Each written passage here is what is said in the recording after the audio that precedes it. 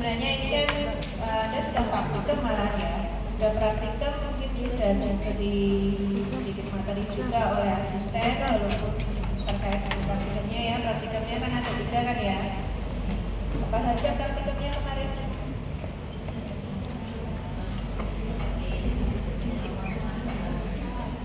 Bintik buta, lapang pandan, sama buta warna.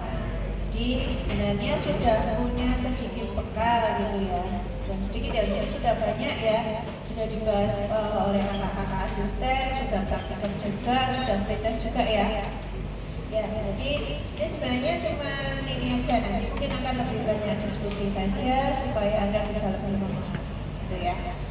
Oke, nah yang mau masuk silakan masuk, segera ditutup pintunya supaya tidak mengganggu yang sudah siap. Oke, jadi untuk fisiologi mata, sebenarnya prinsip kenapa mata bisa melihat ini adalah prinsipnya ada cahaya dulu ya kan? Ada cahaya, baru nanti cahaya itu nanti akan membentuk bayangan di mata. Nah, sebenarnya prosesnya bagaimana? Anda kan mungkin dari SMA sudah memahami ya, sudah belajar tentang ini ya.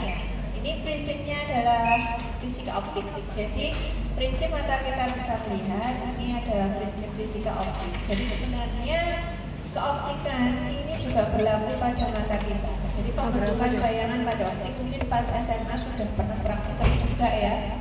Di situ pakai lilin biasanya ya. Kemudian dikasih lensa nanti akan terbentuk bayangan. Nah, ini prinsipnya terjadi juga di mata kita. Jadi ada yang pertama ada cahaya, di mana cahaya itu nanti akan mengenai suatu benda. Jadi benda yang ada di sekitar kita itu sebenarnya ada benda yang menyerap cahaya, ada yang memantulkan cahaya. Nah, pemantulan cahaya itu nanti akan masuk ke mata kita melewati bagian-bagian dari mata yang disebut media refrakta, kemudian nanti akan diproses oleh fotoreseptor yang ada di retina, nanti akan diinterpretasikan sebagai bayangan yang jelas di korteks penglihatan. Jadi secara singkat prosesnya seperti itu. Nah, detailnya kita masing-masing ya. Yang pertama ini media refrakta. Nah, media refrakta ini adalah media atau bagian-bagian mata di mana tadi sinar atau cahaya yang berasal dari pantulan di benda itu nanti akan melewati mata, kemudian nanti akan diproyeksikan ke sini ya, yang paling jelas ini adalah tempat di retina di mana pembentukan bayangan itu paling jelas adalah di fovea centralis. Nah, ini cahaya dari pemantulan benda tadi, dia akan melewati 4 media refrakta di mata, yaitu yang pertama adalah kornea, kemudian belakangnya ada aqueous humor, kemudian di belakangnya lagi ada lensa, kemudian di belakang lensa ada vitreous humor, kemudian ini di retina. Jadi 4 bagian media refrakta itu kornea, aqueous humor, lensa, dan vitreous humor. Kenapa disebut media refrakta? Karena ini adalah bagian-bagian mata yang bisa merefraksikan cahaya yang masuk ke mata. Jadi peristiwa refraksi itu adalah peristiwa pembiasan cahaya. Ya. Jadi cahaya masuk ke mata itu tidak terus masuk gitu aja, tapi diproses oleh media refrakta. Jadi dibiaskan oleh media refrakta menuju ke fovea centralis sehingga terbentuk bayangan yang jelas. Jadi proses refraksi ini adalah proses di mana terjadi pembelokan cahaya atau pembiasan cahaya dari udara luar ke mata melewati media refrakta. Nah, kenapa bisa terjadi peristiwa refraksi?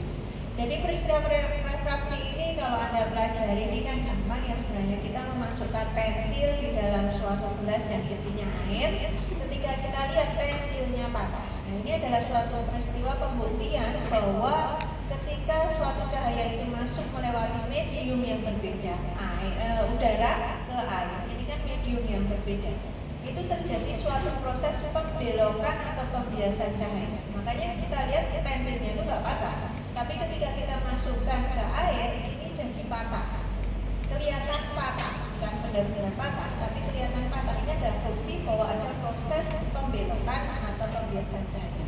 Nah, sama juga di mata, karena tadi dari udara luar ini masuk ke mata, dia melewati medium-medium dengan kerapatan yang berbeda. Nah, medium dengan kerapatan berbeda itu akan membiaskan cahaya. Jadi akan terjadi proses pembelokan cahaya di situ. Ya. Nah, kenapa terjadi proses pembelokan cahaya? Kembali ke prinsip fisika ya. Ketika cahaya itu masuk melewati medium yang berbeda, kecepatannya juga akan berubah. Nah, ini akan menyebabkan terjadinya pembelokan cahaya tersebut atau peristiwa pembiasaan. Nah, ini ya, prinsipnya adalah medium yang berbeda kerapatannya, dia punya indeks bias yang berbeda. Makanya ketika cahaya itu melewati medium dengan kerapatan yang berbeda atau artinya punya indeks bias yang berbeda, maka cahaya tadi akan dibelokkan atau dibiaskan. Ini adalah peristiwa refraksi. Nah, karena tadi mata ini kan ada 4 media refraktif, di mana kerapatannya berbeda-beda, indeks biasnya berbeda. Ini misalnya objek ya, ada cahaya ke sini ya, masuk ke mata ke sana. Nah, ini udara, ini indeks biasnya 1. Kornea ini indeks biasnya dia lebih rapat kan, intinya mediumnya. Makanya indeks biasnya lebih besar, 1,38, aposumur 1,33, lensa 1,40, vidrosumur 1,34. Jadi kelihatan di sini bahwa cahaya dari sini dia masuk ke medium dengan kerapatan berbeda-beda. Oleh karena itu maka cahaya akan dibiaskan atau direfraksikan ketika masuk ke dalam mata. Nah, ini kalau dilihat ya, ini kalau digabungkan media refrakta ini akan seperti lensa ya. Ini prinsipnya seperti lensa yang besar di mata kita itu ya. Nah, ini dia ketika cahaya itu dari udara luar masuk ke dalam sistem media refrakta, di mana itu ibaratkan seperti lensa yang besar, itu maka disebut sebagai reduced eye. Reduced eye itu maksudnya kalau digabung jadi satu gitu ya media refraktanya, ini akan mempunyai daya refraksi atau daya pembelokan cahaya itu kurang lebih 59 dioptri. Nah, ini kita lihat pembelokan cahaya yang besar di mana? Kita lihat di sini udara, kornea, aposumur, lensa sama vidrosumur. Keempat media refrakta ini Anda lihat indeks biasnya tidak jauh berbeda. 1,38, 1,33, 1,40, 1,34. Sementara dengan udara itu jauh berbeda. 1 dengan 1,38 dibandingkan 1,38 dengan 1,33, 1,33 dengan 1,40, 1,40 dengan 1,34. Kan berbeda besar di sini. Oleh karena itu, maka pembelokan cahaya itu paling besar ketika melewati kornea. Makanya kekuatan 59 dioptri ini disumbangkan oleh ini kornea. Karena dia sangat membelokkan cahaya dikarenakan perbedaan indeks biasnya yang cukup besar dengan udara. Maka udara dengan kornea ini karena perbedaannya terbesar indeks biasnya, maka cahaya akan sangat dibelokkan di sini. Maka 59 dioptri ini 2/3-nya disumbangkan oleh kornea. Jadi pembiasaan terbesar ada di kornea dengan catatan dalam keadaan istirahat. Jadi mata dalam keadaan istirahat itu mata saat melihat jauh. Ya. Ini 2/3-nya ini kekuatan refraksi mata itu disumbangkan oleh kornea. Dioptri ini ya, dioptri inilah kekuatan lensa. Jadi ibaratkan media refrakta itu satu lensa besar. Ya.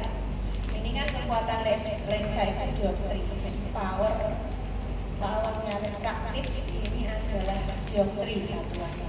Dan ini 2/3-nya oleh kornea. Berarti kalau 59 kurang lebih ya sekitar 40 dioptri. 40 dioptri ini disumbangkan oleh kornea. Itu dalam keadaan istirahat. Kalau tidak istirahat bagaimana? Nah, tidak istirahat itu kalau melihat dekat. Nanti kita bahas lagi. Di situ ada yang berperan bukan kornea lagi, tapi nanti lensa. Karena lensa ini yang nanti dia berperan untuk akomodasi. Nanti kita bahas dulu. Oke. Oke, jadi sudah paham ya peristiwa refraksi? Sebenarnya ini prinsipnya sama seperti pada lensa. Ya. Nah, pengaturan cahaya yang masuk ke mata itu kan harus harus pas ya. Jadi cahaya yang masuk ke mata itu harus pas untuk bisa menimbulkan bayangan yang jelas. Kalau cahayanya nggak pas gimana? Kita akan silau. Kalau kurang kita nggak bisa melihat benda. Makanya di sini harus pas. Nah, yang mengatur masuknya cahaya yang masuk ke mata itu adalah pupil ini. Nah, pupil ini dia bisa berubah diameternya untuk mengatur cahaya yang masuk. Jadi mengontrol intensitas cahaya, dan dia juga tidak hanya mengontrol intensitas cahaya, tapi juga mengontrol kedalaman penglihatan. Ya. Jadi ini kita lihat dulu bagaimana pupil mengontrol cahaya yang masuk. Jadi pengontrolan cahaya yang masuk ini diatur oleh saraf. Terutama kalau di mata ini yang paling berperan adalah parasimpatis. Jadi pupil itu dia punya otot ya, dua otot, sphincter pupil dan dilatator pupil. Nah, sphincter pupil ini dia akan kontraksi ketika cahaya itu terlalu banyak. Jadi ketika cahaya itu terlalu banyak, terlalu tinggi, jadi cahaya itu intensitasnya tinggi, maka akan merangsang pupil, muskulus sphincter pupil untuk kontraksi. Akibatnya apa? Diameter pupil mengecil.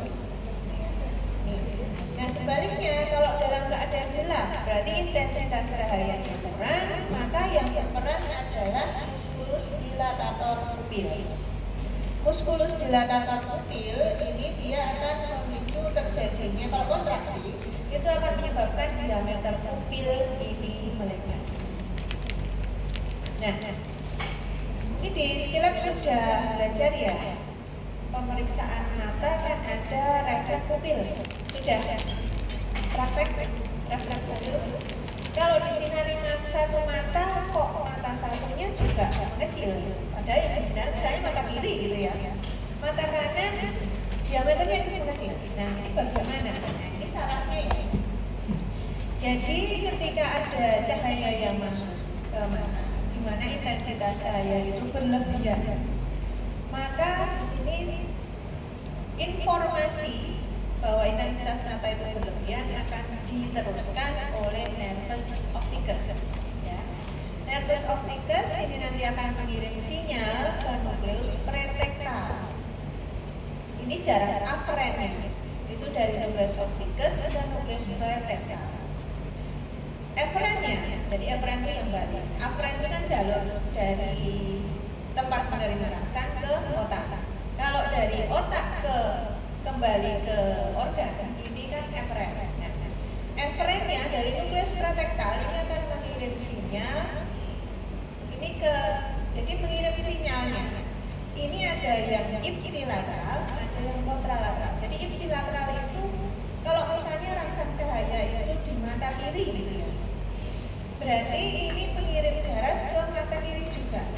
Jadi mata kiri ini artinya ipsilateral itu sisi yang sama dengan mata yang menerima rangsang. Kontralateral adalah berlawanan dengan mata yang menerima rangsang. Jadi kalau mata kiri yang kena rangsang, dia juga mengirimkan sinyal ke mata kanan. Jadi ipsi dan kontralateral. Tadi nukleus pretektal mengirim sinyal ipsi dan kontralateral ke nukleus Edinger-Westphal. Nukleus Edinger-Westphal ya. Nukleus Edinger-Westphal ini nanti dia akan mengirim sinyal lewat saraf parasimpatis nervus 3 ke mata kiri dan mata kanan. Ini yang menyebabkan ketika rangsang itu di mata kiri, mata kanan juga ikut mengecil diameter. Itu ya. Makanya kalau ada orang yang kecelakaan gitu ya, kemudian biasanya dicek refleks pupilnya ini. Ini untuk melihat misalnya kecelakaan kena kepala, trauma kepala. Itu biasanya dicek refleks pupilnya. Kalau refleks pupilnya dua-duanya masih kecil, kemungkinan matanya masih aman. Tapi ketika ada disinari satu sisi lainnya tidak hidup, atau dua-duanya tidak responsif, maka kemungkinan di sini ada trauma di otaknya. Ya. Ini salah satu manifestasi klinisnya, salah satu pengalaman juga, nanti bisa diingat ya kalau Anda sudah praktek. Ini penting. Ini untuk pupil, jadi ini jaraknya adalah parasimpatis ketika pupil itu mengecil. Kalau membesar ini adalah simpatis yang menonton. Jadi lewat nucleus pretekta. Nah, pupil itu juga nanti dia akan mengatur kedalaman penglihatan. Nah, kedalaman penglihatan itu bagaimana? Nah, ini ya, pupil ketika kondisinya dalam keadaan dilatasi, berarti pupilnya midriasis atau membesar. Maka kita lihat perpotongan cahayanya di retina. Perpotongan cahaya yang masuk dari pupil yang membesar ini perpotongan cahayanya sempit. Maka dikatakan kedalaman penglihatannya sempit. Nah, bagaimana nanti efeknya ke mata? Jadi kalau penglihatan itu sempit, benda yang berada di jarak tertentu saja yang kelihatan, karena perpotongannya kecil ini. Sementara kalau pupilnya ini dalam kondisi dia miosis kecil, perpotongan cahayanya akan besar. Ini dalam, ya, perpotongan cahayanya akan lebar. Berarti objek dalam berbagai jarak itu bisa dilihat dengan jelas. Walaupun yang paling jelas memang yang paling ini perpotongan yang paling pas.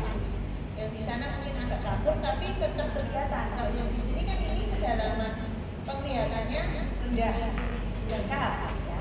Maka hanya tertentu saja yang terlihat karena perpotongannya kecil. Makanya kalau kita di tempat yang gelap gitu ya, di tempat yang gelap kan kita tertentu saja melihat benda itu enggak semuanya jelas. Karena saat itu pupil kita dalam keadaan midriasis. Tapi saat terang kita melihat dengan jelas benda dalam jarak yang berbeda. Ini karena perpotongannya lebih lebar. Jadi ini menentukan juga kedalaman penglihatan. Nah, prinsip dari pupil ini dipakai juga pada tes pinhole. Ini mestinya juga sudah ya. Tes pinhole itu kan digunakan untuk menentukan apa, membedakan apa tes pinhole itu? Kelainan apa? Refraksi dengan bukan refraksi ya. Bukan refraksi itu apa? Bukan refraksi itu kelainan organik. Jadi membedakan kelainan refraksi dengan tidak itu dengan yang pertama diuji tes pinhole. Kan mata itu peluangnya terbatas, paling penglihatan kabur gitu aja. Penglihatan kabur ini macam-macam. Matanya nggak jelas. Ini misalnya ada pasien datang ke Anda, penglihatan saya kabur dok. Kita harus membedakan apakah itu kelainan refraksi atau kelainannya organik. Kalau refraksi, ini prosesnya adalah yang terganggu itu adalah proses refraksinya. Jadi proses refraksi cahaya itu mengalami gangguan. Tapi matanya nggak apa-apa. Nggak ada struktur di mata yang mengalami kerusakan atau gangguan. Yang masalah adalah prosesnya. Proses pembiasannya yang bermasalah sehingga penglihatan menjadi kabur karena bayangan tidak tepat di fovea centralis. Nah, kalau organik itu apa? Kalau kelainan organik itu kelainan struktur di dalam mata. Misalnya katarak, lensanya walaupun lensa itu media refrakta gitu ya. Tapi ketika lensa itu mengalami di sini degenerasi sehingga tidak lagi jernih, ya. Anda lihat mungkin kakak atau nenek Anda yang pernah dengar operasi katarak itu kalau dilihat di bari pupil itu lensanya putih, itu degenerasi dari lensa. Nah, ini dia tidak bisa lagi dilewati oleh cahaya, gitu ya. Tidak bisa dilewati oleh cahaya karena tidak transparan lagi. Nah, ini kelainannya adalah organik. Jadi strukturnya yang mengalami kelainan. Walaupun proses refraksinya juga mengalami kelainan karena memang ini ya nggak bisa dilewati oleh cahaya. Tapi yang jadi masalah ini adalah kelainan dari strukturnya. Contoh lagi, irisnya mengalami peradangan sehingga orang kalau melihat itu silau karena peradangan ini kan mengganggu ke muskulasi muskulusnya. Muskulusnya tidak bisa menyempit dan melebar secara normal, sehingga akan mengganggu masuknya cahaya ke mata. Pengaturan cahayanya terganggu. Nah, ini kelainannya juga kelainan organik karena strukturnya, bukan pada proses refraksinya. Nah, proses refraksi ini terapinya adalah dengan lensa tertentu, jadi pakai kacamata. Tapi kalau kelainan organik tidak bisa menggunakan kacamata, tidak bisa ditolong oleh kacamata. Gitu ya. Jadi perbedaannya itu. Nah, kembali ke pinhole ini. Pinhole ini prinsipnya seperti pada prinsip pupil. Jadi pinhole ini kayak gini ya, bentuknya ada bukaan yang kecil di sini, ada lubangnya kecil di sini. Ini lensanya ini hitam ya, backgroundnya hitam. Nah, kita tahu kan warna hitam itu menyerap cahaya. Nah, prinsipnya begini, kalau kelainan refraksi itu kan proses refraksinya yang terganggu. Jadi proses refraksi yang terganggu menyebabkan jaras-jaras cahaya yang masuk ke mata itu tidak difokuskan tepat di fovea sentralis, entah di belakang atau di depan. Ini menyebabkan bayang itu kabur. Nah, ini terjadi karena tadi berkas-berkas cahayanya tidak fokus di fovea sentralis. Nah, dengan pinhole ini, kenapa ketika kalau penderita kelainan refraksi itu dikasih pinhole jelas?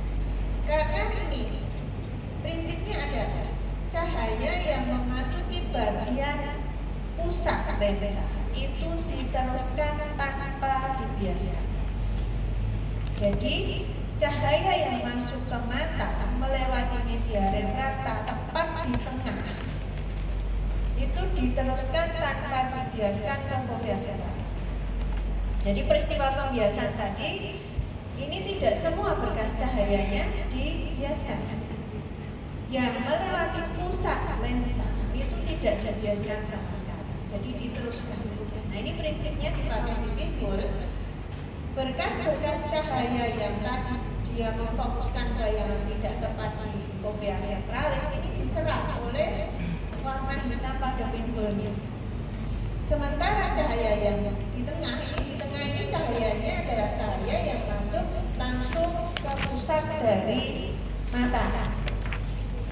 Jadi dia langsung diteruskan ke fovea sentralis tanpa dibiaskan, sehingga akan terbentuk bayangan jelas di fovea sentralis. Ya, jadi prinsipnya begitu. Makanya kalau pakai pinhole, menggunakan pinhole ini tidak, Anda sebagai mahasiswa kedokteran harus paham gitu ya. Kenapa sih pakai pinhole? Kenapa bisa untuk membedakan kelainan organik dan kelainan refraksi? Ini prinsipnya. Nah, berikutnya kita bahas tentang akomodasi. Akomodasi ini prinsipnya sama fisika optik juga pada lensa. Jadi ketika kita melihat objek yang jauh, ya, melihat objek yang jauh itu kurang lebih 6 meter lebih ya. Ini berkas-berkas cahaya dari benda yang masuk ke mata kita ini hampir sejajar berkasnya atau paralel. Di mana berkas-berkas cahaya yang paralel ini ketika masuk ke mata ini akan difokuskan ke satu titik, namanya titik fokus. Ya. Nah, ini titik fokusnya di sini. Jarak antara titik fokus dengan pusat lensa ini dinamakan jarak fokus. Untuk melihat bayangan yang jelas, titik fokus di mata kita ada di fovea sentralis, dan itu nggak bisa berubah. Jarak fokusnya di mata kita tetap tidak bisa berubah. Nah, kalau melihat benda yang dekat, misalnya kita sedang membaca. Ketika kita sedang membaca, maka berkas-berkas cahaya yang masuk ke mata itu mempunyai sudut. Karena mempunyai sudut, maka oleh lensa atau oleh media refrakta mata itu akan difokuskan lebih jauh. Jadi titik fokusnya lebih jauh daripada titik fokus pada berkas yang paralel. Akibatnya apa? Kalau mata tetap bentuknya seperti ini, lensa terutama ya, lensa itu bentuknya masih sama, Maka ketika berkas cahaya dari objek yang dekat masuk ke mata, penglihatan tidak akan jelas, kita akan kabur. Nah, semakin ini ya, ini bisa disiasati. Lensa itu kalau dia semakin bulat, jadi sudutnya semakin besar, gitu ya. Lensa itu ini ya, semakin besar, semakin ini ya, semakin bunder lensanya, itu kekuatannya semakin besar. Artinya dia bisa semakin kuat untuk memfokuskan cahaya. Artinya apa? Lensa dengan yang segini, dengan lensa yang bundar, itu fokusnya itu lebih besar lensa yang bundar. Jadi jarak fokusnya akan lebih dekat pada lensa yang bundar daripada lensa yang tipis. Nah, ini adalah prinsip akomodasi. Ketika mata kita melihat dekat dan melihat jauh, itu bentuk lensa tidak sama. Ketika melihat dekat dengan melihat jauh, itu titik fokusnya kan tetap sama, di fovea sentralis. Oleh karena itu harus ada perubahan bentuk dari lensa untuk menyesuaikan titik fokus yang tetap ketika bendanya berubah jarak. Nah, ini adalah peristiwa akomodasi di mana ketika benda itu dekat, maka akan terjadi peningkatan kurvatura dari lensa untuk mempertahankan jarak fokus. Artinya apa? Ketika dalam keadaan dekat, lensa kita akan mencembung, jadi lebih bundar. Nah, ini jadi lensa ini dia jaringannya adalah jaringan yang elastis ya. Jadi jaringannya elastis, kemudian dipertahankan bentuknya dan posisinya itu oleh dua struktur, yaitu ini ligamentum suspensorium lentis dan ya kiri kanan yang menarik lensa di kiri kanannya ini sebenarnya dia sirkular ya. Ini ligamentum suspensorium dan yang di sini adalah musculus ciliaris. Nah, ini ligamentumnya, ini muskulusnya. Pada kondisi ketika mata itu dalam keadaan istirahat atau melihat jauh, jadi objeknya 6 meter lebih gitu ya. Ini ligamentum suspensorium ini yang kontraksi. Ketika kontraksi dia akan menarik lensa menjauh. Jadi kiri kanannya akan ditarik ini, jadi nggak diregangkan gitu ya. Karena lensa ini jaringannya elastis, dia akan mudah untuk diregangkan. Jadi memimpi, lensanya ini memimpi. Itu kalau keadaan istirahat. Sebaliknya kalau melihat objek yang dekat tadi, kan yang di sini dia harus memfokuskan bayangan tetap di fovea centralis. Ini yang bekerja adalah musculus ciliaris. Jadi ketika dalam keadaan istirahat, ini ligamentum suspensorium yang kontraksi, musculus ciliarisnya istirahat. Sebaliknya, kalau dalam keadaan akomodasi, ini ligamentum suspensorium yang ganti istirahat, yang kerja musculus ciliaris. Ketika musculus ciliaris bekerja, dia nanti akan mendekatkan tepi-tepi dari lensa sehingga lensanya menjadi lebih cembung. Ya. Karena lebih cembung, kekuatannya akan bertambah. Kekuatannya bertambah sehingga bisa memfokuskan bayangan tepat di fovea centralis walaupun bendanya berubah jaraknya. Ini peristiwa akomodasi. Nah, ini jadi kondisi istirahat kayak gini ya, berkas-berkas cahaya yang sejajar kemudian akan dibiaskan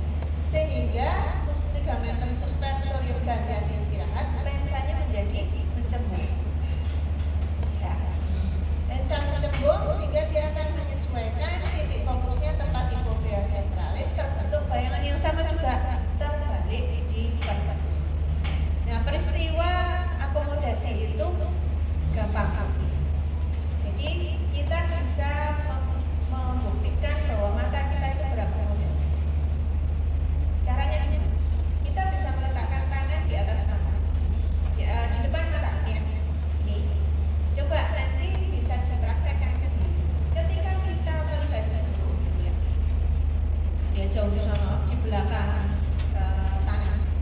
Ini tangan akan kelihatan kakak, ya kan? Ketika kita melihat tangan, di sananya kakak, ya kan? Berarti ini adalah bukti bahwa lensa kita itu menyesuaikan.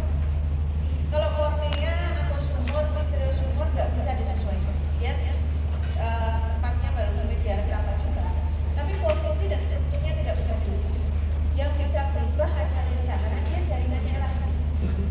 Dan tadi bisa dibuktikan sendiri ketika melihat tangan yang di belakang sana kubur, kalau melihat di kejauhan sana tangan kita kubur.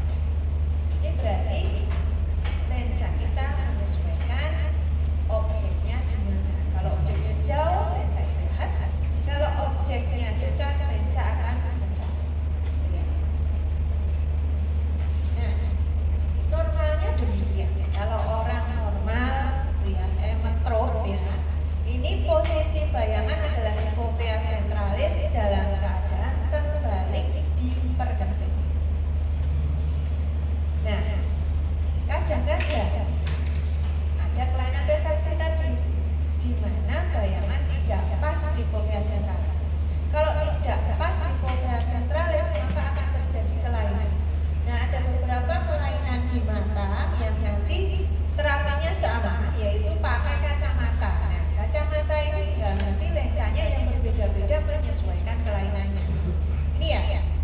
Pertama adalah miopi. Biasanya yang di sini ya masih muda, itu miopi. Miopi ini adalah suatu kelainan di mana berkas-berkas cahaya yang masuk ke mata. Ini dari objek yang jauh. Jadi miopi ini adalah rabun jauh. Rabun jauh berarti nggak bisa melihat jauh, atau kabur saat melihat jauh. Nah, ini prosesnya. Berkas-berkas cahaya yang masuk ke mata itu akan diproyeksikan tidak tepat di fovea centralis tapi lebih ke depan. Jadi titik fokusnya adalah ke depan, di depan fovea centralis. Ini terjadi karena kekuatan lensa mata yang terlalu kuat. Jadi media refrakta ini powernya terlalu kuat, atau di sini bola matanya karena kelainan anatomis ya itu terlalu panjang, sehingga bayangan tidak pas di depan fovea, tidak pas di fovea centralis. Ya bayangannya jadi kabur, di situ melihatnya jadi kabur.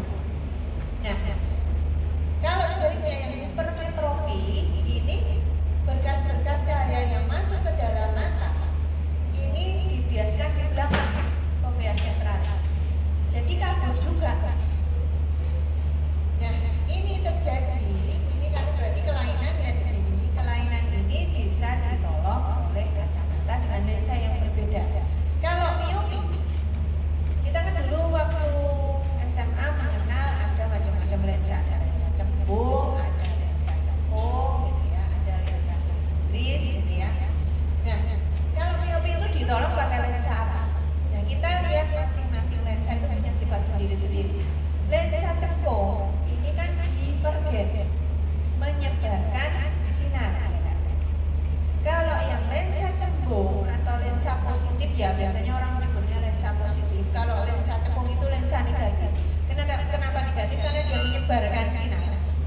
Lensa positif atau lensa cembung ini kan dia memfokuskan sinar, jadi konvergen. Nah, kita kan fovea centralisnya di sini, berkas cahayanya difokuskan di depannya. Maka kita perlu lensa cekung untuk penderita, tapi untuk menyebarkan bayangan, jadi memundurkan bayangan tepat di fovea centralis. Jadi kekuatan lensanya nanti disesuaikan untuk bayangan itu bisa sampai ke fovea centralis dengan tepat.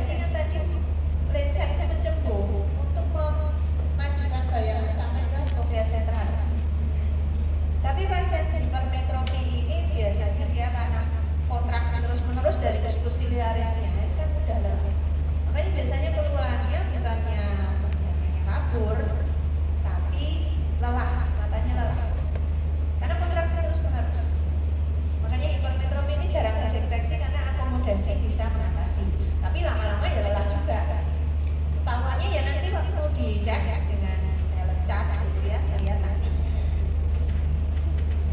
Nah, berikutnya ini kalau yang hipermetropi itu kebalikannya. Hipermetropi itu kan bayangannya di belakang retina. Berarti kita butuh lensa untuk memajukan bayangan ke fovea centralis. Berarti kita butuh lensa yang mengumpulkan sinar atau konvergen atau lensa positif atau lensa cembung. Nah, ini peristiwa presbiopi. Nah, presbiopi ini kelainan mata juga, tapi kelainannya sifatnya fisiologis. Semua orang akan mengalami. Ini biasanya pada umur 40 tahun ke atas. Kenapa? Karena lensa itu sudah mulai mengalami denaturasi. Jadi dia proteinnya sudah mulai denaturasi, tidak elastis lagi jaringannya. Makanya nanti ketika terjadi peristiwa akomodasi terbatas. Orang yang presbiopi ini biasanya keluhannya adalah ketika membaca tidak jelas. Jadi biasanya harus dimundurkan dulu, ya. Dimundurkan dulu sampai titik fokusnya tepat di fovea centralis.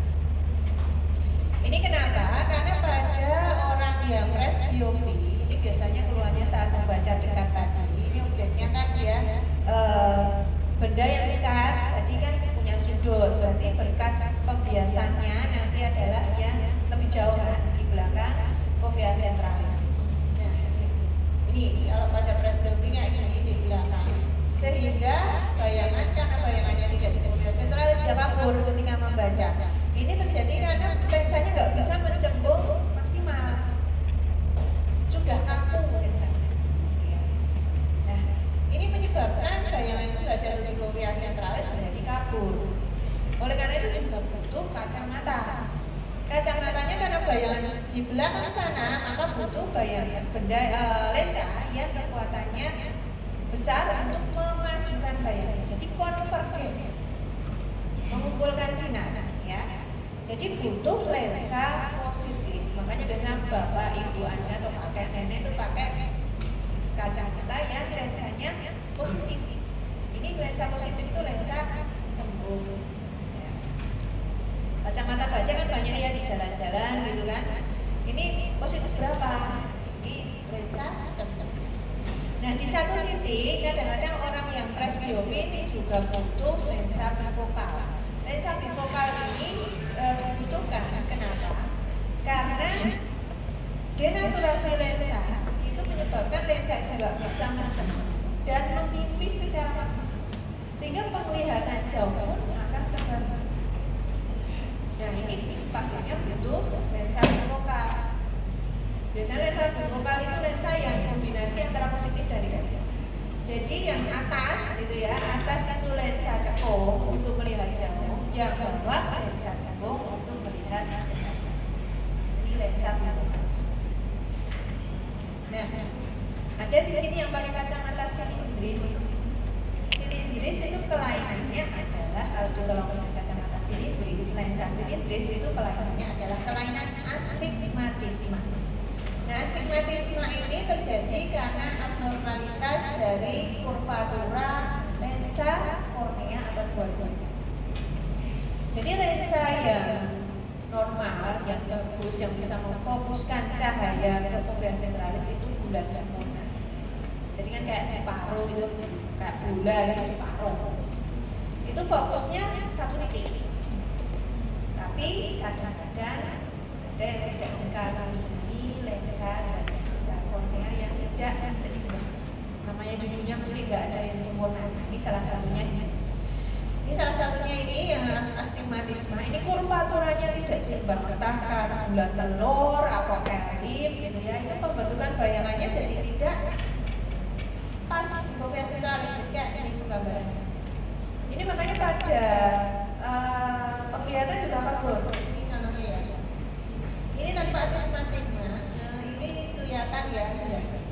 Kalau dengan astigmatisme itu biasanya garis-garis gitu ya. Misalnya garis pintu ini ya, garis jendela itu jadi kayak abu, nggak jelas. Nah, ini terjadi karena kurvatura yang nggak seimbang. Terus pertolongannya dengan lensa silindris. Lensa silindris ini menyesuaikan aksis mana yang mengalami gangguan, yaitu yang dikoreksi. Jadi nggak seluruhnya. Makanya lensanya adalah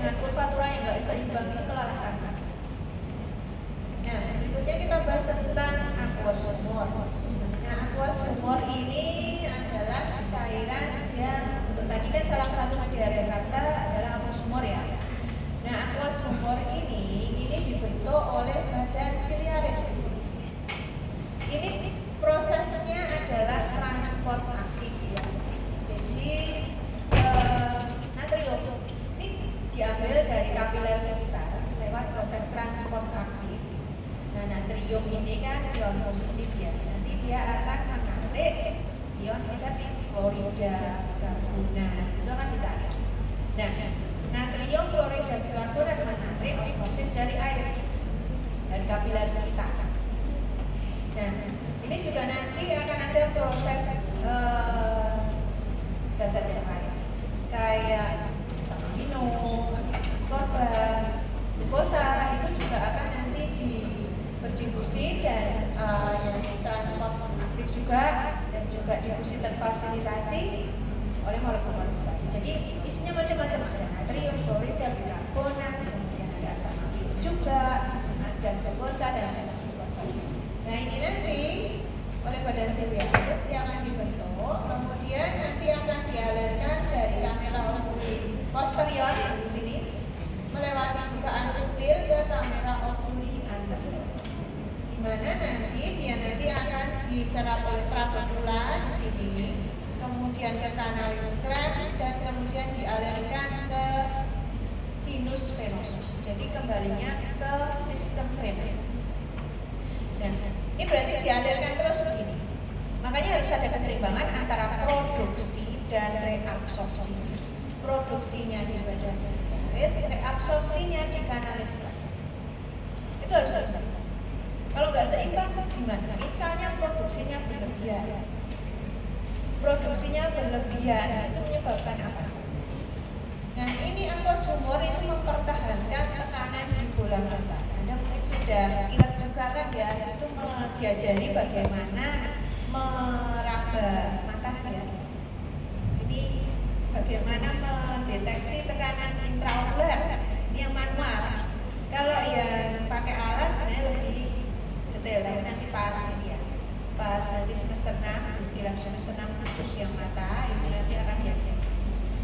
Kita bisa meraba kan, ini tekanan bola mata yang normal seperti ini. Ini semua kan insya Allah normal ya, itu tekanannya segitu. Nah ini dipengaruhi oleh ini, produksi dan reabsorpsinya harus seimbang. Kalau misalnya produksinya berlebihan, itu aquasumurnya berlebihan. Akibatnya apa? Matanya jadi keras, tekanannya jadi berlebihan ya. Nah tekanan yang berlebihan ini kalau dibiarkan terus menerus, ini akan menekan kemana-mana aquasumur ini. Menekan kemana-mana, nanti yang paling parah dia menekan ke retina di belakang kanan. Pada retina itu isinya adalah sel-sel fotoreseptor, sel-sel yang mentransduksi sinyal yang membentuk bayangan. Nah kalau di situ tertekan, sel-selnya rusak, akibatnya bisa terjadi kebutaan. Makanya ketika produksi itu tidak normal, berlebihan, tidak terjadi keseimbangan tekanan intraokuler, maka resikonya adalah terjadi glaukom. Glaukom itu antara lain adalah resikonya adalah tekanan intraokuler yang salah satu sebab dari glaukom itu. Dan glaukom ini bisa menimbulkan kebutaan karena tadi bisa menekan ke saraf mata sehingga akan terjadi kerusakan dan terjadi kebutaan. Nah, contoh lain kalau reabsorpsinya yang terganggu bagaimana? Contohnya ada orang jatuh misalnya, jatuh kena kepala, kemudian pembuluh darah mata pecah. Walaupun pembuluh darah mata itu pecah kemudian menimbulkan hematom, itu hematomnya kecil, tapi kalau hematomnya itu misalnya menutupi ke kanalis cleft, kan mengganggu reabsorpsi dari ininya aquasumurnya. Jadi yang di sini yang terganggu bukan produksinya tapi reabsorpsinya. Karena reabsorpsinya terganggu ya, di sini kan naik juga, produksinya kan terus. Tekanan intraokuler akan naik juga. Kalau tidak ketahuan, tidak segera diterapi, ya ini akan menekan kemana-mana nanti tekanan intraokuler yang nggak bisa direabsorpsi. Aquasumur yang tidak bisa direabsorpsi akan menimbulkan tekanan intraokuler yang naik. Nanti resiko terjadi kebutaan. Makanya kalau ada jendalan di darah yang ini menutup ke trabekula, menutup ke kanalis cleft, itu tindakan sito untuk segera operasi. Ya, walaupun pasiennya nggak apa-apa gitu ya, nggak apa-apa, cuma ini aja darah di mata. Nah, ini kalau nanti Anda dapat pasien ada perdarahan di mata, ini harus diyakinkan perdarahannya itu menutupi kanalis cleft atau tidak. Kalau menutupi, ini resiko terjadi tekanan naik kalau nanti dibiarkan lama-lama bisa terjadi kebutahan. Apalagi kalau hematomnya besar. Ya. Jadi kegawat daruratan mata antara lain adalah jadi sederhana aja sebenarnya. Tapi kita kadang-kadang sesuatu yang sederhana yang mungkin kita sepelekan, mata itu kan kecil gitu ya. Tapi ternyata juga bisa menimbulkan masalah kalau kita tidak bisa mengenali tanda-tanda bahayanya di mana saja. Nah, berikutnya kita bahas tentang retina. Retina ini ada dua lapisan ya, lapisan yang berpigmen dan lapisan yang saraf. Nah, lapisan yang berpigmen ini namanya aja lapisan berpigmen. Di situ ada pigmennya namanya melanin. Jadi pigmen melanin itu pigmen yang sama yang memberi warna kulit. Nah, lapisan berpigmen ini ada gunanya. Kenapa? Yang pertama, lapisan berpigmen ini jadi fungsinya sama seperti layar hitam di kamera. Kalau sekarang, zaman sekarang mau lihat kamera layar hitamnya di mana susah ya. Kalau lihat film zaman dulu itu kan dulu masih sederhana ya kameranya. Itu kan biasanya orang yang mau pakai itu kan itu ada layar hitam yang orangnya jadi ditutupi gitu ya. Itu prinsipnya sama. Jadi layar yang hitam ini adalah penyerap cahaya yang berlebihan. Dengan adanya pigmen layer ini ya nanti akan menyerap cahaya berlebihan yang ada di mata sehingga fokus bayangan bisa tetap cahayanya itu bisa difokuskan ke fovea sentalis sehingga bayangannya jelas. Nah, ini pigmen melanin ini ketika kita normal, orang normal itu nggak masalah ya. Jadi kita mungkin nggak akan merasakan. Tapi pada orang yang punya kelainan melanin, misalnya seperti orang yang penderita albino ini salah satu gangguan ya pembentukan melanin karena ada gangguan kromosom, gangguan gen. Entah itu di enzimnya yang membentuk melanin. Melanin itu kan dibentuk dari asam amino tirosin ya, oleh enzim tirosinase. Ini kadang enzim tirosinasenya ini yang mengalami gangguan karena ada gangguan gen. Sebabnya juga banyak, misalnya ada transport protein melaninnya terganggu, macam-macam tipenya dari albino. Nah, ini sama juga pada albino, ini karena pigmennya kurang. Ini pigmen ini yang memberi warna pada bagian belakang mata di pigmented layer di retina ini dan juga memberi warna pada iris.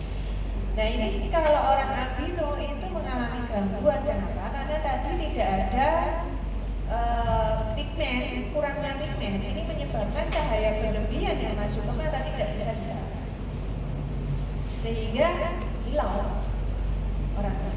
Yang kedua, irisnya ini kan kurang pigmennya sehingga cahaya yang masuk juga tidak bisa diserap, jadi berlebihan. Jadi cahaya itu diteruskan oleh irisnya yang kurang pigmen tadi sehingga akan menimbulkan gangguan juga. Makanya pada orang yang albino ini biasanya juga terjadi gangguan pada mata karena tadi. Dan ini susah dikoreksi karena kelainannya kelainan organik di strukturnya, bukan pada proses refleksinya. Jadi ini pigmen melanin ini berfungsi untuk mengabsorpsi cahaya dan mencegah pemantulan di dalam mata. Dan itu hanya dimiliki oleh orang dengan pigmen yang normal. Kalau pigmen yang nggak normal jadi gangguan pada orang albino. Yang kedua, fungsi dari lapisan pigmen ini adalah untuk tempat penyimpanan vitamin. Nanti di belakang kita akan bahas prosesnya bagaimana.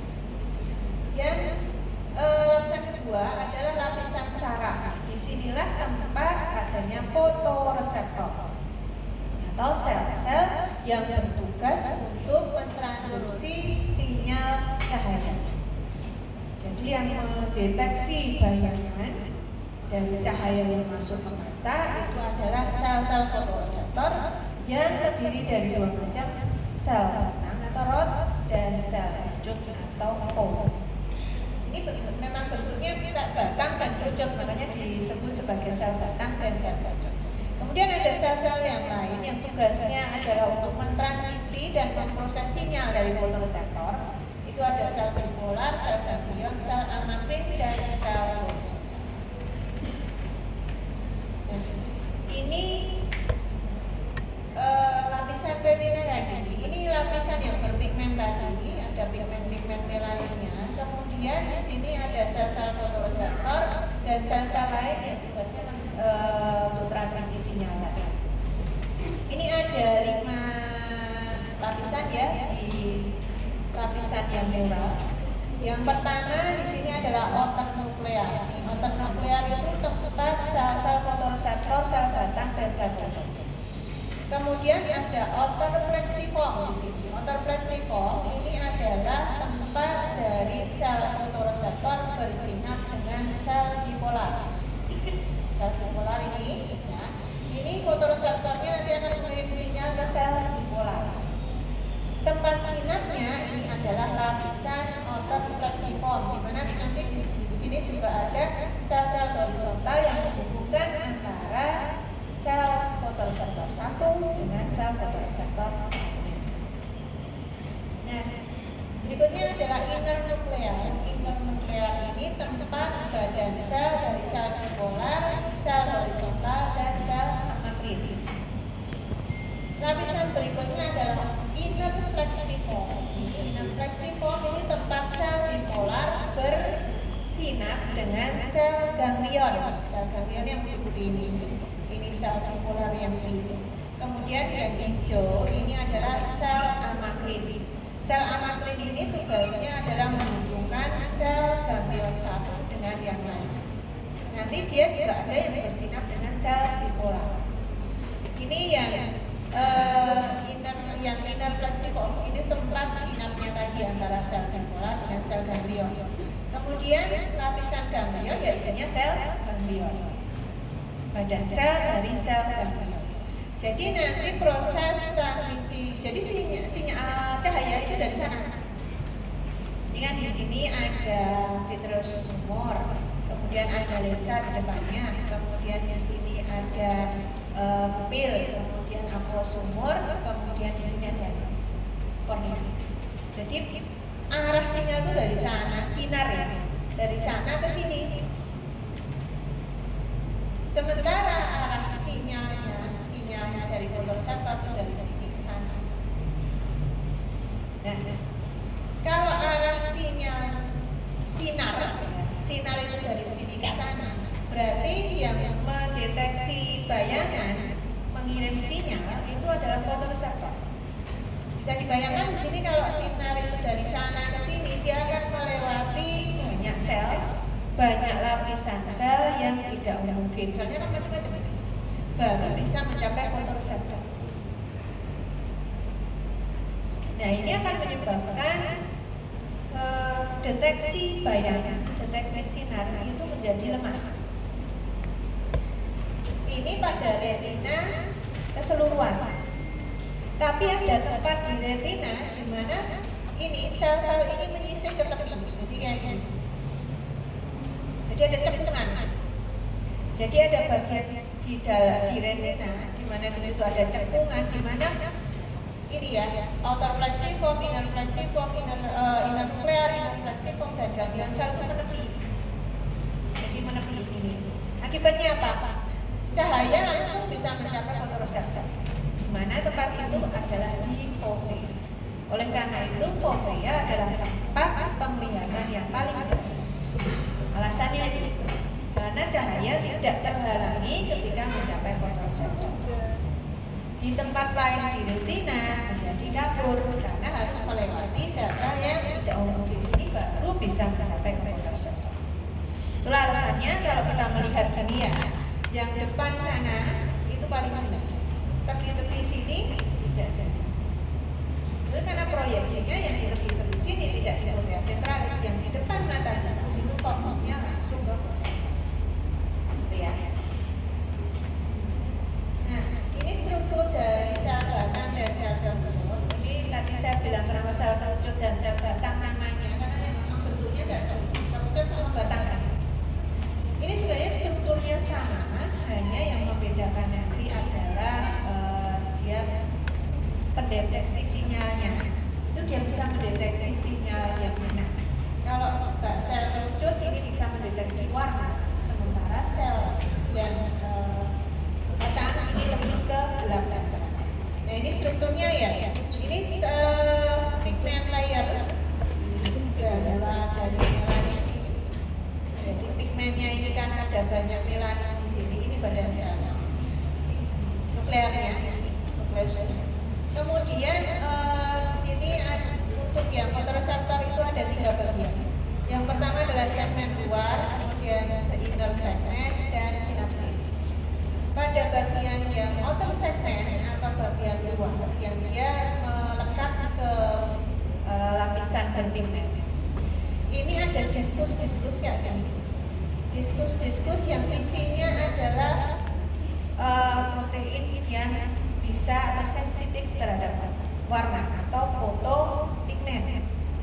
Fotopigmen ini namanya rhodopsin.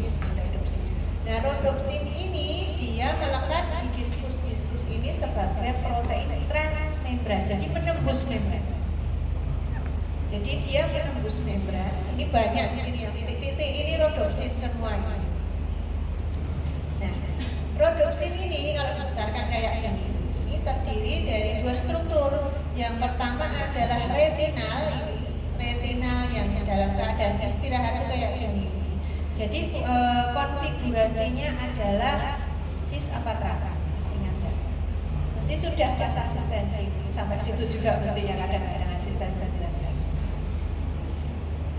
Cis apatra. Kalau bengkok ini cis, kalau lurus itu trans.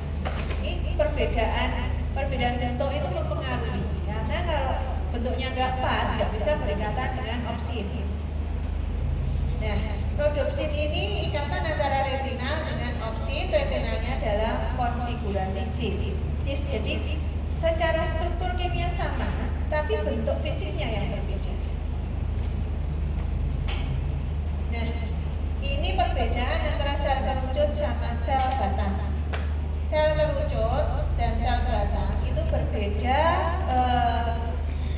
beberapa kalau strukturnya sama ya, strukturnya bentuknya sama, hampir sama. Yang satu ya bentuknya kayak kerucut, yang satu batang, tapi bagian-bagiannya sama. Yang membedakan di sini yang pertama, kalau sel batang itu lebih ke penglihatan gelap terang. Jadi dia tidak bisa untuk mendeteksi warna tertentu. Kalau yang sel kerucut ini karena ada 3 macam sel kerucut. Orang normal itu kan punya 3 macam sel kerucut, sel merah, hijau, sama biru. Itu lengkap, biasanya orang normal yang nggak buta warna itu punya 3-3-nya. Jadi dia bisa lebih sensitif untuk mendeteksi warna. Nah, sel batang itu walaupun dia hanya bisa gelap terang, tapi dia lebih sensitif. Sehingga sel batang ini berfungsi pada keadaan ketika cahaya itu minimal atau dalam keadaan gelap, karena sensitivitasnya tinggi. Sementara kalau sel kerucut ini sensitivitasnya rendah, dia hanya berfungsi pada keadaan terang. Pada keadaan gelap dia tidak bisa berfungsi.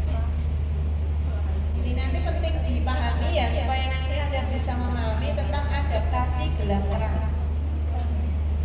Kemudian kalau yang sel batang ini walaupun dia sensitif sekali terhadap cahaya, tapi ketajamannya rendah. Kenapa ketajamannya rendah? Dia tidak bisa mendeteksi warna dan bentuk tertentu. Itu karena ini dia itu kan berarti sel fotoreseptor itu nanti dia akan bersinar ke sel tular, kemudian sel darah. Nah, ini kalau sel batang itu banyak sel batang, nanti ngirim sinyalnya hanya ke satu sel batang. Jadi rame-rame ini mas. Kalau rame-rame kan informasi yang didapat nggak penting. Sementara kalau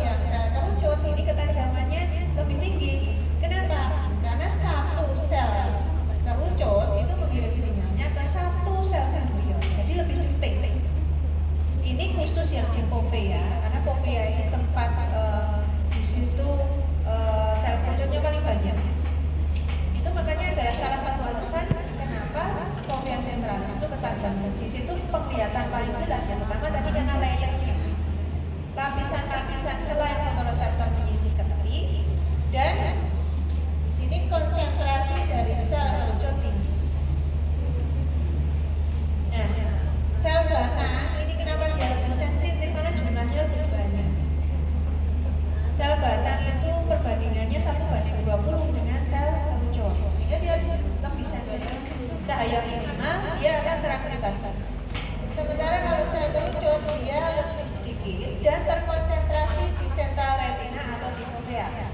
Sementara sel batang lebih banyak di bagian periferal. Nah, ini alasan kenapa sel batang itu nggak terlalu detail, ketajamannya rendah. Ini sel batang. Jadi sel batang sama sel kerucut itu mendeteksi warna dalam bentuk panjang gelombang tertentu. Jadi warna itu kan punya panjang gelombang sendiri-sendiri. Jadi warna merah, biru, kuning, hijau, violet ini dia panjang gelombangnya beda-beda. Kenapa kita bisa mendeteksi warna? Karena panjang gelombang warna itu beda-beda. Merah ini sekitar 700 kurang dikit ya.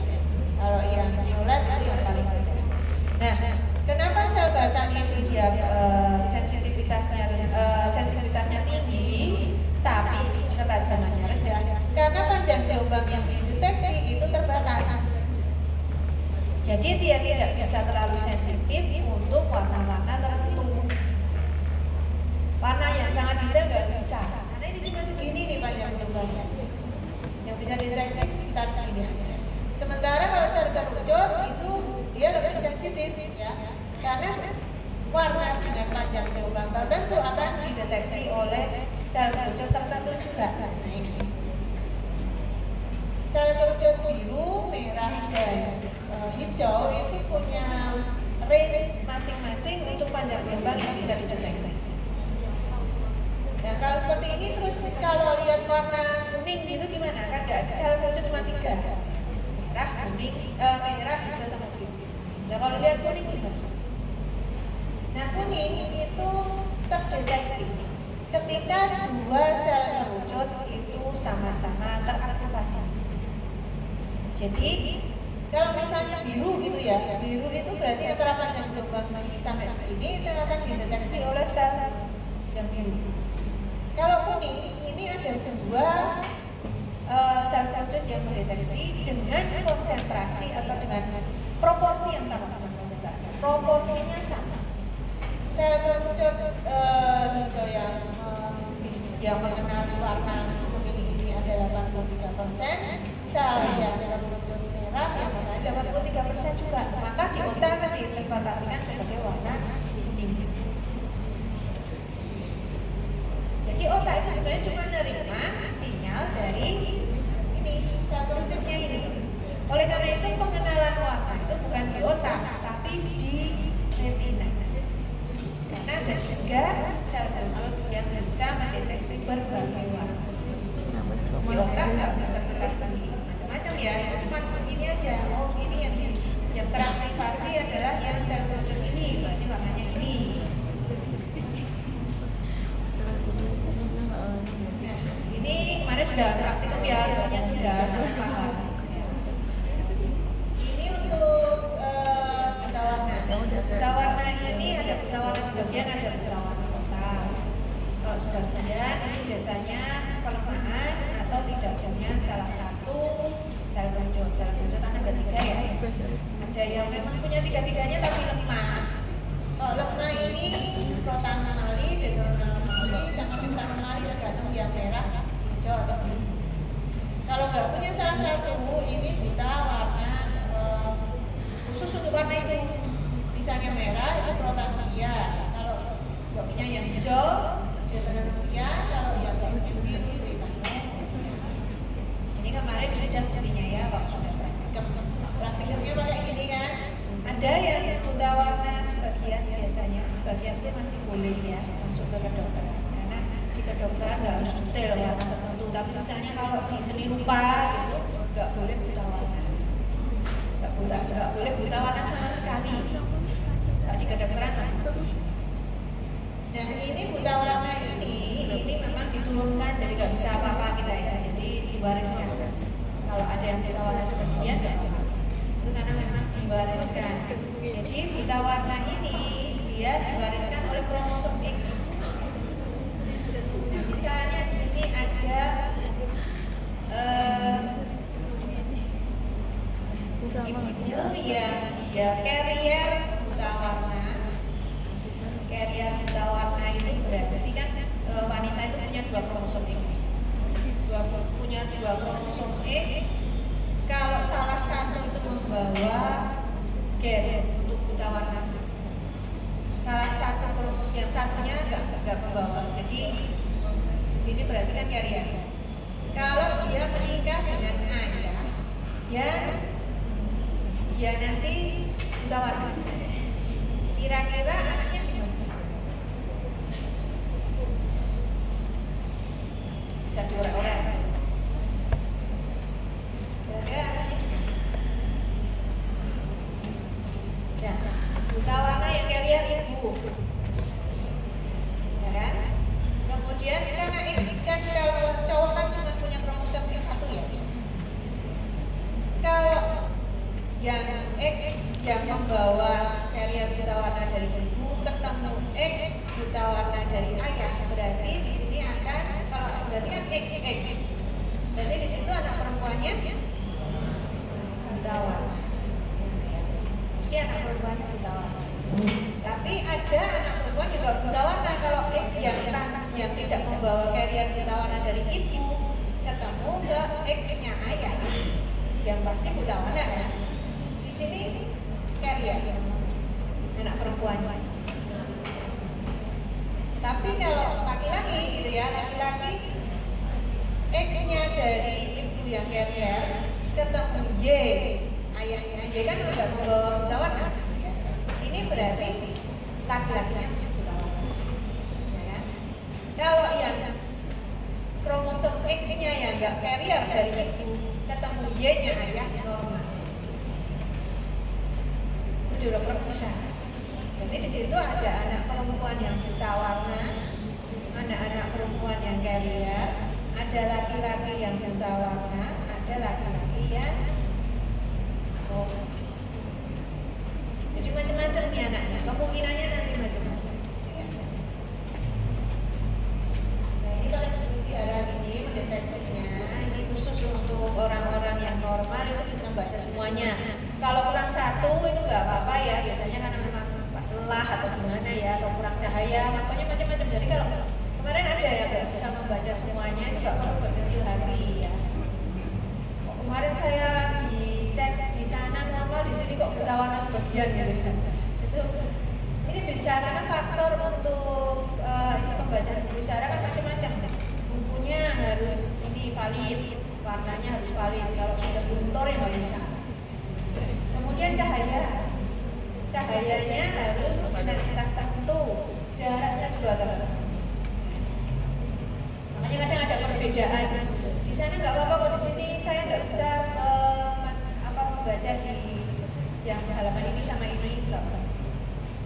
Tapi kalau kamu buta warna memang nggak bisa benar-benar melihat. Di situ kan ada di belakang itu sudah ada kuncinya atau di situ. Ya nggak bisa membaca ini buta warna apa. Nah berikutnya mekanisme fotoreseptor. Fotoreseptor ini tadi kan dia persatuan antara retina dalam konfigurasi cis dengan opsin. Ketika dia kena cahaya, maka cahayanya ini akan mengubah cis retinal menjadi transretinal.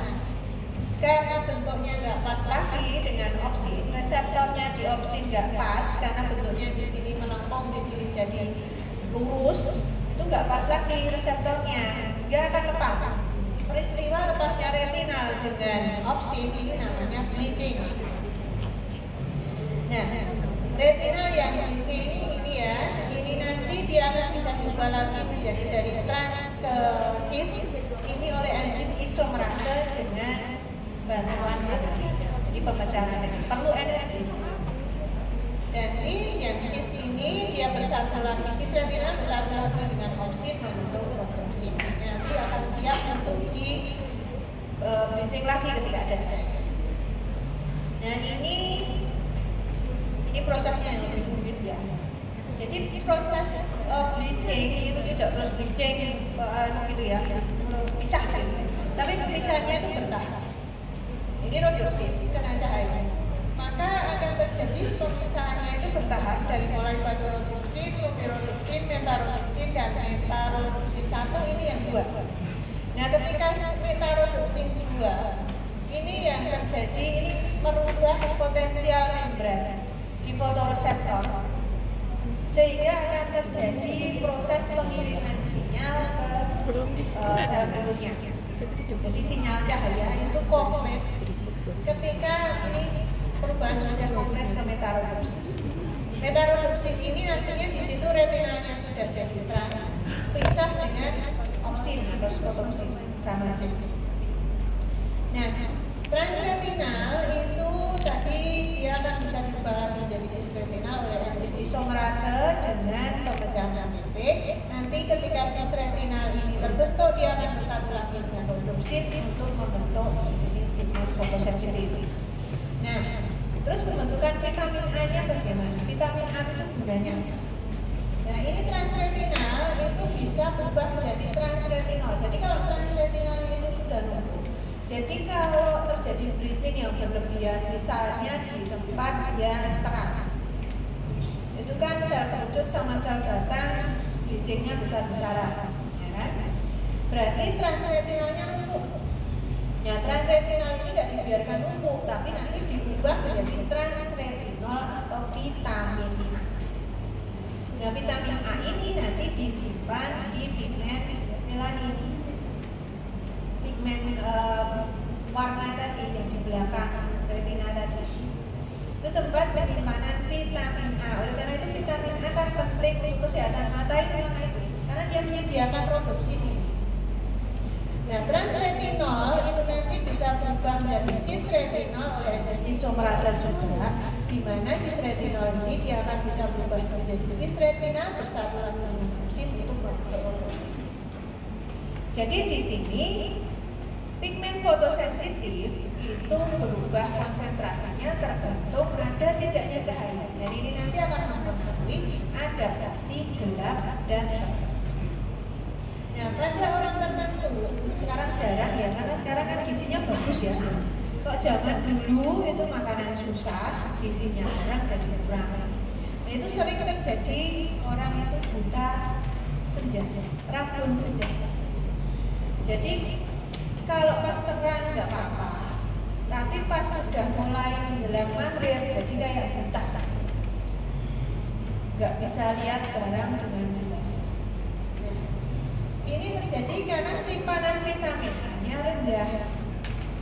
Karena simpanan vitamin A-nya rendah, ketika cahaya itu minimal, gitu ya, yang bisa mendeteksi kan hanya sel batang dengan rhodopsin yang cukup. Kalau di sini sel batangnya cukup, rhodopsinnya enggak. Karena vitamin A-nya tidak cukup banyak untuk bisa diubah menjadi rhodopsin, maka hanya terbatas sel-sel yang bisa mengirimkan sinyal.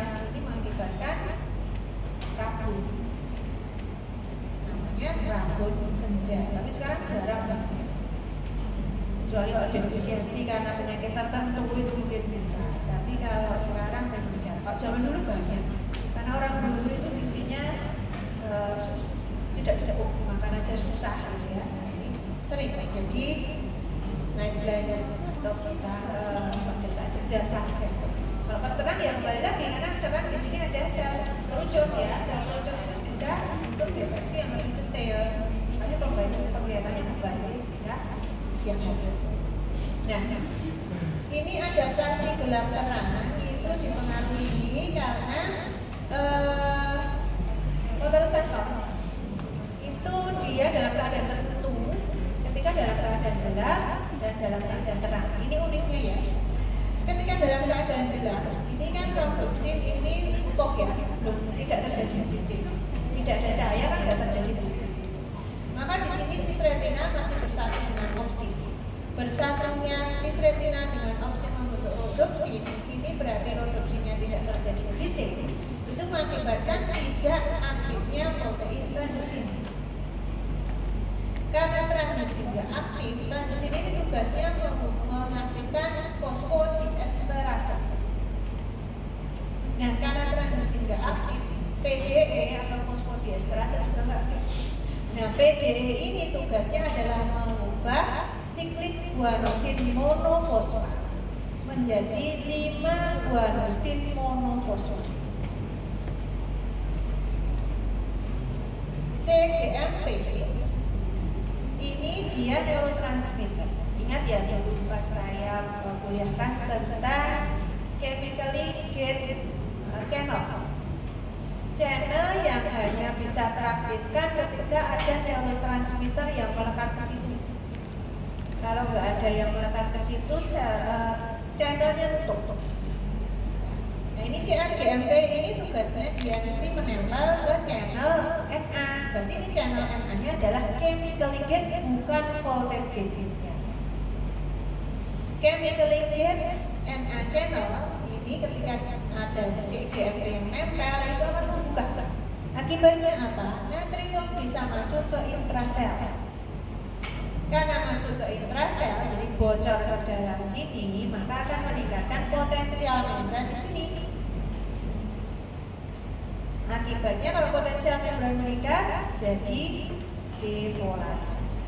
Jadi saat gelap, sel fotoreseptor dalam keadaan depolarisasi. Sementara saat terang ini rhodopsin bleaching. Karena ada rhodopsin yang bleaching, berarti niratinanya terpisah, ya. Maka di sini oksin ini bisa mengakibatkan aktifnya trandusin. Trandusin mengaktifkan PDE, PDE menyebabkan cGMP berubah menjadi 5-GMP, sehingga tidak bisa lagi melekat ke channel Na. Channel Na-nya nutup, sehingga tidak ada natrium yang masuk ke intrasel, maka di dalam fotoreseptor hiperpolarisasi. Nah, ini berguna untuk memahami adaptasi gelap dan terang. Jadi adaptasi gelap terang itu ketika terjadi perpindahan dari gelap ke terang atau dari terang ke gelap. Nah, kita bahas dulu yang dari terang ke gelap. Jadi misalnya kita di tempat yang cahayanya banyak gitu ya, terang. Kemudian pindah ke tempat yang gelap, ke ruangan yang gelap. Ini rasanya gimana? Kayak buta gitu. Gak bisa lihat di depannya ada apa. Ini karena alasannya yang pertama. Ketika dalam keadaan terang, sel kerucut dan sel batang ini dia mengalami bleaching besar-besaran. Jadi pigmennya itu dipecah. Jadi kan retinal pisah dengan oksin. Kemudian pupilnya saat dalam keadaan terang itu kan pupilnya mesti kontriksi, miosis, untuk mengurangi cahaya yang masuk. Nah ini butuh waktu agar pupil ini menyesuaikan cahaya yang minimal pada saat terang. Nah, ketika kita berada dalam ruangan yang gelap tadi, dalam waktu yang lama, ya, nggak terlalu lama sih sebenarnya. Lama-lama kan nanti kan kita bisa mengenali benda-benda sekitar kita bisa kelihatan. Nah, ini adalah adaptasi gelap. Ketika seseorang itu berada dalam tempat gelap, maka tadi kan bleaching besar-besaran tadi akan menghasilkan transretinal yang besar-besaran di situ akan diubah menjadi transretinol. Nah, ini vitamin A-nya berarti di situ berlebihan. Nah, vitamin A ini nanti akan dikonversi kembali menjadi cisretinol, jadi rhodopsin. Nah, ini butuh waktu untuk proses konversi itu, sehingga nanti pada cahaya yang minimal kan hanya sel batang di sini yang bekerja. Nah, itu nanti pelan-pelan akan mulai kelihatan benda-benda sekitar kita karena rhodopsin sudah mulai terbentuk. Ini adaptasi gelap. Nah, ini adaptasi terang. Dari tempat gelap ke terang, rasanya gimana? Mesti silau, ya kan? Nah, silau itu juga sama, nggak bisa mengenali benda-benda yang ada di sekitar kita dengan baik. Ini alasannya yang pertama. Saat gelap, sel kerucut itu nggak berfungsi. Kemudian yang berfungsi hanya sel batang, karena dia sensitivitasnya tinggi. Nah, sel batangnya itu sudah bleaching besar-besaran, sehingga dia tidak bisa diaktifkan oleh tidak diaktifkan oleh cahaya yang minimal. Ditambah lagi bentuknya masih dilatasi saat dalam keadaan gelap. Nah, ini kemudian akan terjadi adaptasi terang. Sensitivitasnya akan meningkat karena saat berada dalam terang, sel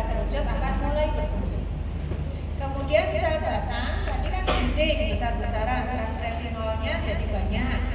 Butuh waktu untuk mengubah transretinol menjadi rhodopsin lagi. Ini akan menyebabkan nanti kalau sudah terbentuk, sudah bisa mengenali dari sel batangnya sudah bisa bridging lagi sehingga bisa mengirimkan sinyal ke nervus opticus lagi. Nah ini nanti makin lama kita berada dalam tempat yang terang, kita juga akan makin mudah mengenali benda-benda sekitar kita karena akan terjadi bridging lagi. Jadi sensitivitas dari sel wujud dan sel batang akan berkurang ketika cahaya itu semakin cahaya itu terang dalam waktu yang nanti prosesnya akan kembali lagi. Nah, ini pemrosesan pada retina. Jadi tadi kan pada saat gelap ini fotoreseptor dalam keadaan depolarisasi.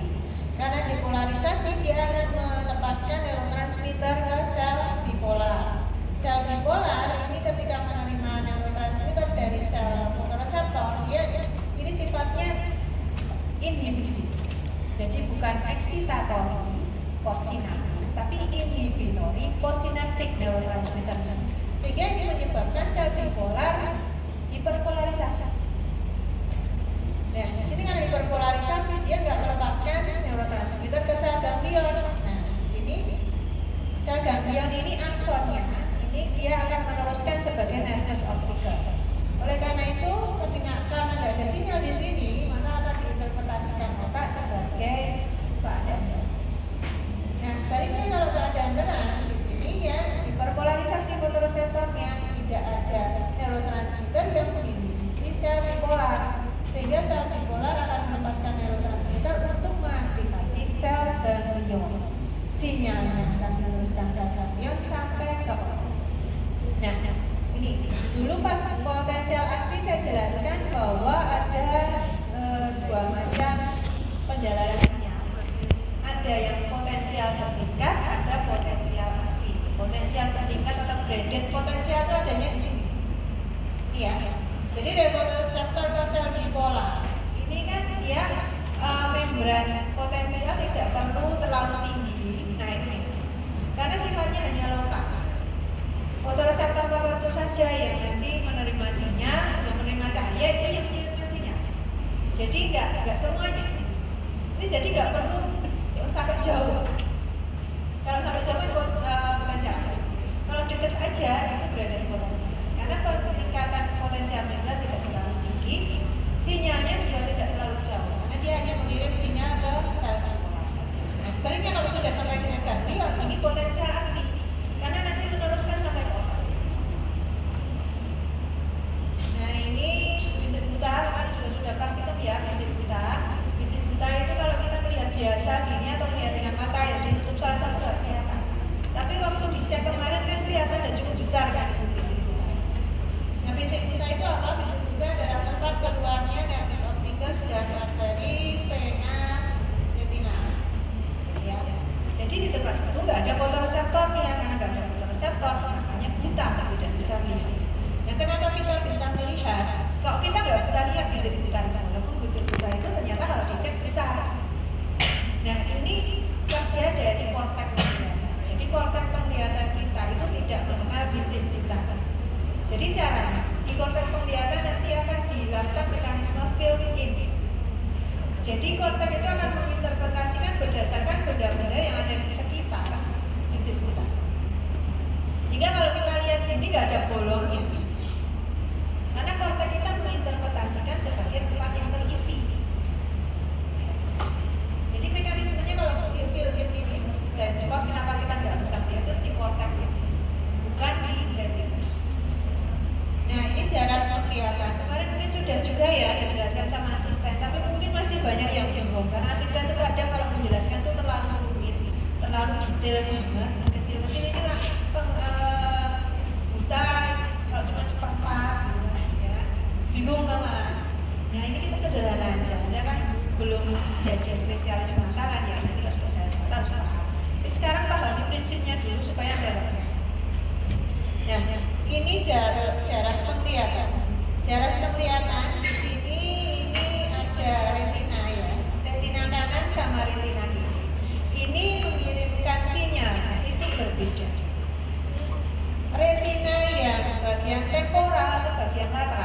Jadi lateral mata atau temporal ini dia mengirimkan jarak sinyalnya ipsilateral, mengirimkan jaraknya pada sisi yang sama dengan mata.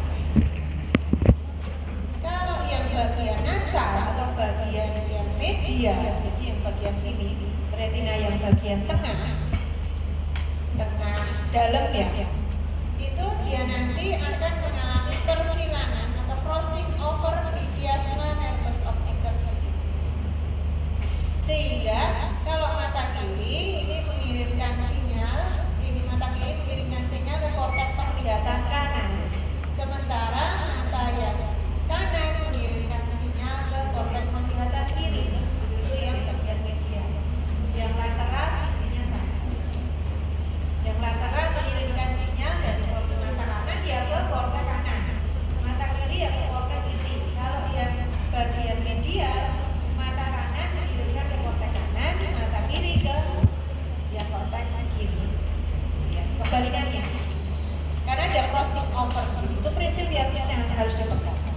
Nah, retina ini nanti dia ada fotoreseptornya, ada sel ganglion. Sel ganglion ini dia aksonnya akan menjadi nervus opticus ini. Nervus opticus ini yang tadi yang lateral, yang bagian retina lateral, ini dia akan mengirimkan sinyal ke ipsilateral. Kalau yang bagian yang tengah atau medial, bagian yang nasal atau medial, dia akan crossing over di chiasma nervus opticus. Nah, nervus opticus ini nanti akan meneruskan ke tractus opticus. Kemudian tractus opticus sebagian akan mengirimkan sinyalnya ke ini, lateral geniculate nucleus dari thalamus. Kemudian dari sini akan dikirimkan sinyal ke korteks penglihatan primer. Di korteks penglihatan ini baru nanti bayangan akan diinterpretasikan. Nah, tapi ada jarak yang lain. Jadi ada jarak yang ini dari tractus opticus ini ke nucleus pretental. Masih ingat tadi kita membahas tentang refleks pupil? Itu sinyalnya dikirim ke nucleus pretental ini dari nervus opticus, tractus opticus ke nucleus pretental. Nucleus pretental kirim eferen, ipsi dan kontra ke nucleus epidemiospal, kemudian lewat parasimpatis kanan dan kiri ke kiri. Kemudian ada jarak lagi yang ke superior colliculus nih. Superior colliculus ini nanti yang mengurusi pergerakan bola mata. Jadi otot mata kita itu bisa bergerak menyesuaikan bayangan mana yang nanti benda mana yang mau dilihat, mau difokuskan. Itu yang menentukan nanti ada sinyal ke nucleus superior colliculus. Kemudian ada lagi yang ke nucleus suprachiasma. Nucleus suprachiasma ini ada sel-sel ganglion, yang sel ganglion itu yang fotosensitif juga. Itu dia mengirimkan sinyal ke nucleus suprachiasma. Di mana nucleus suprachiasma ini tugasnya mengurusi irama sirkadian. Jadi irama sirkadian itu erat kaitannya dengan gelap terang. Jadi kalau pas terang kayak gini kita aktivitas, pas malam ngantuk. Nah itu irama sirkadian. Karena di sini nukleus suprachiasma itu akan menyebabkan pelepasan melanopsin. Nah, melanopsin itu yang membantu kita tidur. Makanya kalau tidur kan disarankan lampunya yang gelap ya. Itu untuk mempermudah tidur. Karena melanopsin ini mendeteksi kalau gelap dia keluar membantu kita tidur. Ya. Makanya kalau kita mau tidur mainan HP karena nggak bantu karena itu karena ada cahaya. Melanopsinnya tidak keluar. Nah, ini lapang penglihatannya. Lapang penglihatan ini lain lagi dengan yang retina tadi. Kemarin kan sudah praktek juga kan lapang penglihatan. Itu caranya kan pakai mata ditutup, pakai jari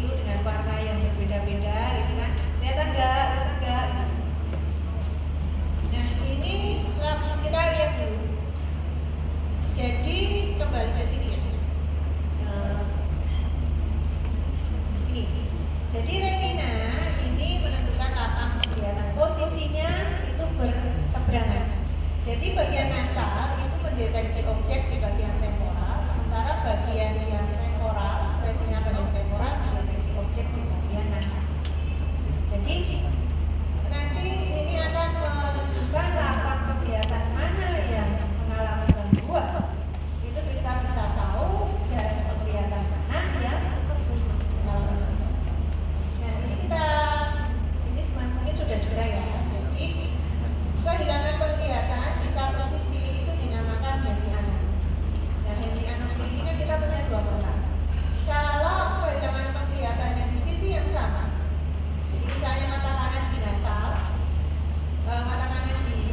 mata kirinya di temporal, kan sisi yang sama tadi. Ini homonymous. Kalau berlawanan kayak gini, ini namanya heteronymous.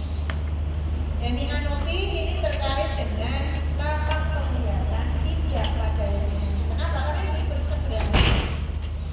Retina bagian nasal menerima bayangan dari bagian temporal. Retina bagian temporal menerima bayangan dari lapang penglihatan atau benda di bagian nasal. Ini jadi nggak boleh kebalik. Kalau misalnya kayak gini, ada kerusakan di nervus opticus sebelah kiri. Jadi misalnya karena kecelakaan, nervus opticusnya gangguan. Nah ini nervus opticus bagian kiri itu akan mengirimkan jarak penglihatan ipsilateral ya, sisi yang sama. Ini dan sisi yang berlawanan, ini sisi yang dia akan menerima di sini dari dia, ini sisi yang sama dari mata karena masih di sini belum crossing over kan. Berarti nanti kebutaannya pada lapang yang temporal dan bagian nasal mata kiri. Kalau tadi masih gampang. Nah, kalau di sini kalau di tengah kayak gini. Jadi misalnya di situ ada tumor yang menekan bagian belakang, depan belakang gitu ya. Di mana di situ crossing over dari jarak retina yang bagian nasal. Nah, berarti di sini kebutaannya adalah bersifat kayak gini. Kenapa? Karena pada bagian yang nasal ini dia menerima fokus benda dari lapang penglihatan yang bagian temporal mata kiri dan bagian temporal yang mata kanan. Jadi kebutaannya bersifat seperti ini. Nah kalau misalnya tumornya menekan yang bagian sini, kanan kiri dari chiasma opticus, terus kebutaannya yang buta bagian mana? Kalau yang tengah ini chiasmanya yang tengah di sini yang rusak, berarti kan bagian nasal, retina di mata kanan dan bagian kiri yang memproyeksikan bayangan pada lapang temporal kedua mata. Jadi nah kalau yang tertekan sebelah sini sama sininya normal, apa yang terjadi? Berarti kalau yang bagian di sini kan berarti dia menerima jarak dari retina bagian temporal kedua mata, ya kan? Belakang pandang ini yang retina bagian temporal menerima benda, bayangan benda dari nasal. Berarti ditanya nanti di sini sama di sini, yang di sini sama di sini. Nah kalau yang di sini itu yang di tractus opticus bagian kiri menerima impuls dari retina bagian temporal mata kiri dan apa ini? Retina bagian nasal yang mata kanan, di mana retina bagian temporal dari mata kiri menerima lapang pandang bagian yang nasal. Sementara yang retina nasal menerima bayangan dari lapang penglihatan yang temporal. Maka kebutaannya adalah seperti ini. Ini yang mata kiri adalah yang ini, yang bagian nasal, sementara yang mata kanan adalah bagian yang temporal.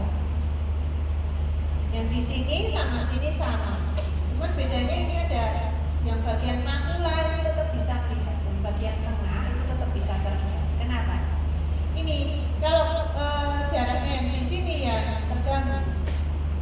Ini kalau misalnya di sini ada trauma gitu ya, traumanya tidak merusak semua dari radiasi optik. Jadi bagian yang tengah, bayangan pada bagian tengah itu diproyeksikan lebih ke dalam di korteks penglihatan. Nah kalau misalnya di sini yang rusak yang bagian lateral sini, yang sini nggak apa-apa, karena terbentuk bayangannya kayak gini. Jadi bagian yang tengah, yang di makula itu tetap normal, karena jarak penglihatannya masih utuh. Sementara kalau yang di sini karena rusak, dia akan mengganggu. Di sini kan dia menerima di bagian nasal sini dan temporal yang sebelah sini, karena crossover. Mungkin itu ada pertanyaan. Silakan kalau ada pertanyaan. Yang lapang penglihatan tadi mungkin agak bingung kalau nanti karena butuh diurai-urai ya. Kalau nanti ada kebingungan masalah itu bisa dicoret-coret dulu supaya nanti ada kelihatan ya. Ini yang rusak bagaimana, butanya bagaimana. Ya. Oke, itu ada yang terakhir yang saya. Ada pertanyaan mungkin? Silakan. Ada yang tidak jelas? Oke, tidak ada. Ya, silakan kalau ada yang bertanya sambil nunggu